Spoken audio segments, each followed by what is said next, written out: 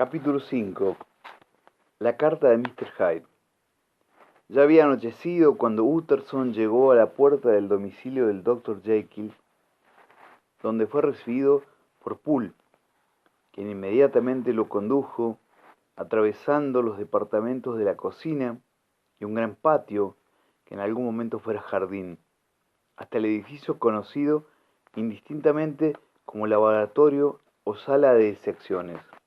El doctor había comprado la casa a los herederos de un célebre cirujano, y como sus aficiones eran más cercanas a la química que a la anatomía, había cambiado el destino de la construcción que se levantaba al final del jardín. Era la primera vez que el abogado entraba en aquella parte de la residencia de su amigo, y echando una mirada alrededor suyo, contempló con curiosidad el ennegrecido edificio sin ventanas, con una desagradable sensación de extrañeza. Repleto un día de inquietos estudiantes, y ahora silencioso y vacío, con las mesas cargadas de aparatos de química, el suelo sembrado de pajas y cajas de embalar, y la luz filtrándose débilmente a través de la brumosa cúpula. En el extremo opuesto, un tramo de escalera terminaba ante una puerta forrada de bayeta roja, y por ella penetró, al fin, en el gabinete del doctor. Era una habitación amplia, rodeada de armarios de vidrio y amueblada, entre otras cosas, con un espejo de cuerpo entero, montado sobre columnas y una mesa de trabajo. 3 ventanas polvorientas y enrejadas daban al callejón.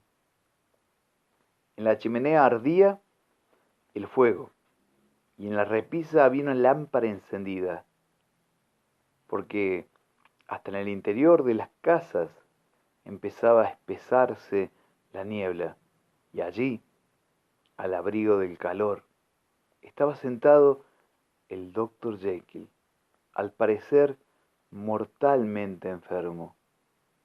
No se levantó para recibir al visitante, solo le tendió una mano helada, saludándolo con voz temblorosa. Poole salió dejándolo solo. ¿Ya te has enterado de la noticia?, preguntó Utterson. El doctor se entristeció. La estaban gritando en la plaza, dijo. Los oí desde el comedor. Una sola palabra, dijo el abogado. Carey era cliente mío, pero tú también lo eres, y necesito saber lo que hago. ¿No habrás sido tan loco que hayas escondido a ese hombre? Utterson, te juro ante Dios, lo juro, que jamás, jamás he de volver a verlo. Te doy mi palabra de honor que he terminado con él en este mundo. Todo, todo ha terminado. Y la verdad que no necesita de mi ayuda.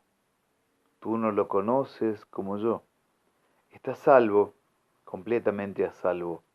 Acuérdate de lo que te digo. Jamás, jamás se volverá a saber nada de él. El abogado escuchaba con expresión sombría. No le gustaba la febril exaltación de su amigo. Parece que estás muy seguro de él y espero, para bien tuyo, que estés en lo cierto. Si se llegara a abrir el proceso, tu nombre aparecería necesariamente. Estoy absolutamente seguro, contestó Jekyll. Tengo mis razones para estarlo, pero no se las puedo confiar a nadie. Pero en una cosa puedes aconsejarme.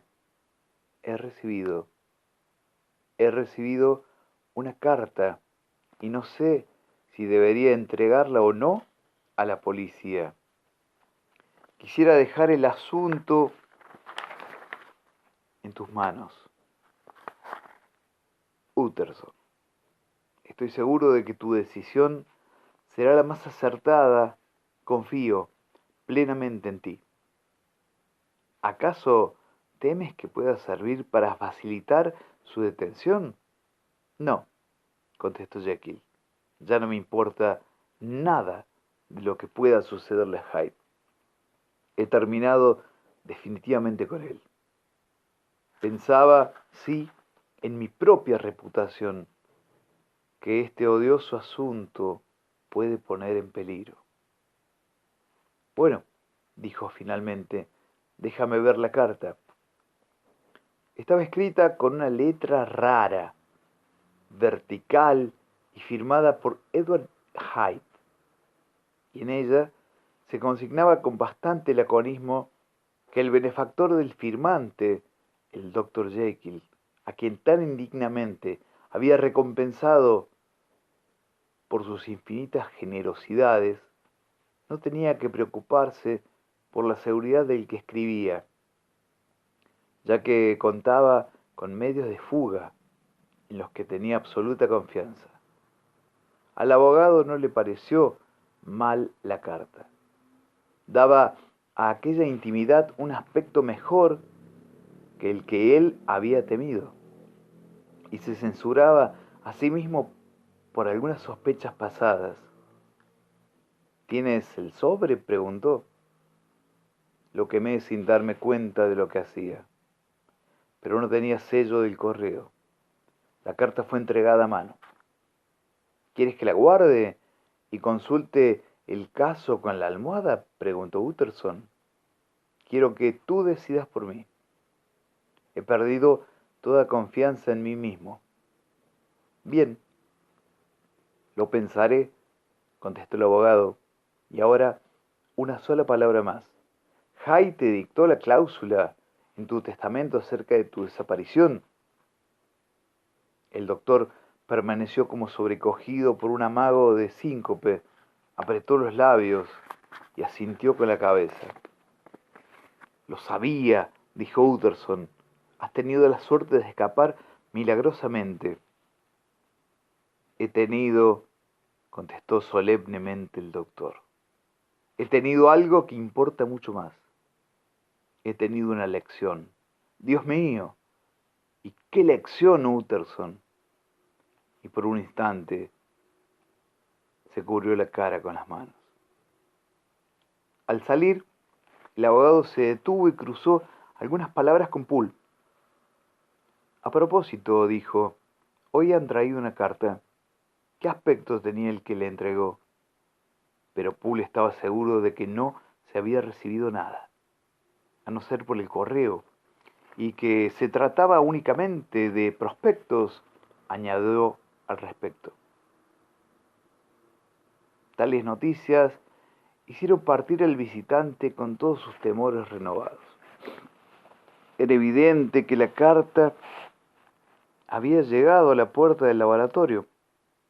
Hasta era posible que hubiera sido escrita en el gabinete, y de ser así, había que juzgarla de distinto modo y manejarla con mayor cautela. Por el camino, a lo largo de las aceras, los vendedores de periódicos gritaban hasta enronquecer: «Edición especial, edición especial, terrible asesinato de un miembro del Parlamento». Aquello era la oración fúnebre de un amigo y cliente, y el abogado no podía desechar el temor de que el buen nombre de otro amigo se viera envuelto en el torbellino del escándalo. La decisión que tenía que tomar era por lo menos escabrosa, y aún acostumbrado como estaba a confiar en sí mismo, empezó a acariciar un vago deseo de recibir consejo. Poco después se encontraba sentado al lado de la chimenea con el señor Guest, su primer secretario. A mitad de camino entre los dos había una mesita a una distancia del fuego calculada con sabia minuciosidad, y sobre ella una botella de cierto vino añejo que había descansado mucho tiempo a la sombra del sótano de la casa. La ciudad todavía seguía sumergida en la niebla, y los faroles del alumbrado refulgían como brillantes, y a través del obstáculo aislador de esas nubes caídas que amortiguaban el ruido, la vida de la ciudad continuaba rondando intermitente por las grandes arterias con un rumor como el de un gran viento lejano. Pero el resplandor del fuego alegraba la habitación. En la botella, los ácidos se habían endulzado hacía mucho tiempo. Con la vejez, el rojo púrpura había perdido su crudeza, como una vidriera de color que se hace más rica de tonos con los años, y el esplendor de las cálidas tardes otoñales en las laderas soleadas de los viñedos estaba ahí, en la botella, esperando para que se le dejara libre y disipara las brumas de Londres. Imperceptiblemente, el abogado se iba ablandando. Eran pocos los secretos que solía guardar con Goethe, y no siempre estaba seguro de guardar todos los que se proponía. Goethe había frecuentado la casa del doctor Jekyll para tratar los asuntos de éste. Conocía a Poole y era probable que hubiese sabido algo de la influencia de Hyde y deducido algunas consecuencias. ¿No sería entonces lo mejor que viese la carta que explicaba satisfactoriamente aquel misterio? Y especialmente siendo Goethe se dedicaba a la grafología y era todo un perito en la materia de letras. ¿No lo interpretaría como algo natural y como un acto de amabilidad? Además, el secretario era un hombre prudente. No era difícil que al leer el documento hiciera alguna observación que ayudara a Utterson para encaminar su conducta futura. Es muy lamentable el caso de Sir Danvers, dijo Utterson para iniciar la conversación. Es cierto, ha causado indignación general, contestó Goethe. Por supuesto, ese hombre estaba loco. Me gustaría conocer su opinión sobre este punto, Goethe. Tengo aquí un documento escrito por él, y esto debe quedar entre usted y yo, porque es un asunto feo y todavía no sé lo que debo hacer.